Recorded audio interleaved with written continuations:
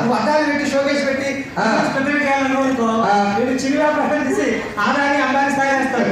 నువ్వు అద్దాన్ని తీసేసి రోడ్డు మీద ఉంది కాబట్టి కొంచెం చిన్న 10,000 తిరిగి 20,000 ఇస్తే 20,000 ఎంతవరకైనా పోతుంది.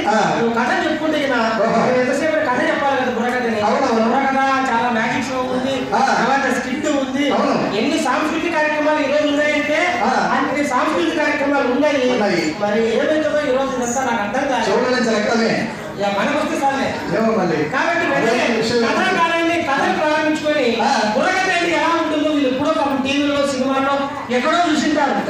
అలాంటి బుర్రకథని ఈ రోజు మన జిల్లా కలెక్టర్ గారి ఉత్తర్వుల మేరకు మెట్మా పీడి గారు, మెట్మా వారు, పట్టణ మేనేజర్ నిర్మల వారు ఈరోజు బుర్రకథను తీసుకొని వచ్చి పిఎం స్వనిధి యోజన నరేంద్ర మోడీ గారు ప్రవేశపెట్టి ప్రధానమంత్రి స్వనిధి యోజన ద్వారా ఎలాంటి ప్రయోజనాలు ఉంటాయి, ఈ పథకం యొక్క ఉపయోగాలు ఏంటి, దీని అర్హత ఏంటి, ఎవరెవరికి ఈ పథకం లబ్ధి చేరుతుంది అన్నటువంటిది బుర్రకథను చెబుతూ మధ్య మధ్య ఆ పథకాలన్నీ ఇంక్లూడ్ చేసుకొని ఊపురామనే ఆలోచన ఉంది. సీరియల్ యాడ్స్ లాగా అట్లాగా ఊపురామని ఉంది.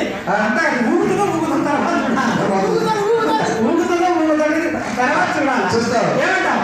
కాకపోతే మీకు మైక్ సౌండ్ అంటే మీరేనా స్టాండ్ ఉంటుంది మన దగ్గర ఉండదా? సంతోషం. కానీ ఆ వీడియో తెలుసుకోవాలి పెట్టుకోమని ఇది మరి పట్టుకొని చేయాలి అంతే. సరే మరి ఏమైంది సరే మహాభారతం మన సంస్కృతికి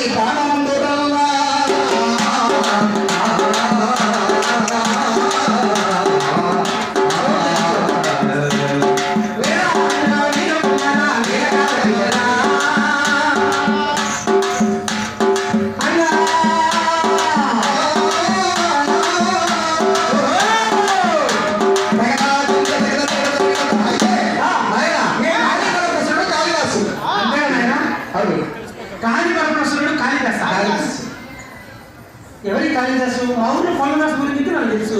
ఈ కాళిదాసు ఎవరు? కోలదాసు ఎక్కడ మాట్లాడుతున్నావు?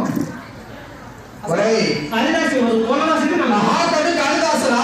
మహాకవి కాళిదాసు. కాళిదాసు మా ఊళ్ళో ఉన్నాడు కోలదాసు. మీ ఊళ్ళో కోలదాసు ఉన్నాడా? ఈ కాళిదాసు గొప్ప కవిరా నాయనా. కాళిదాసు కవి.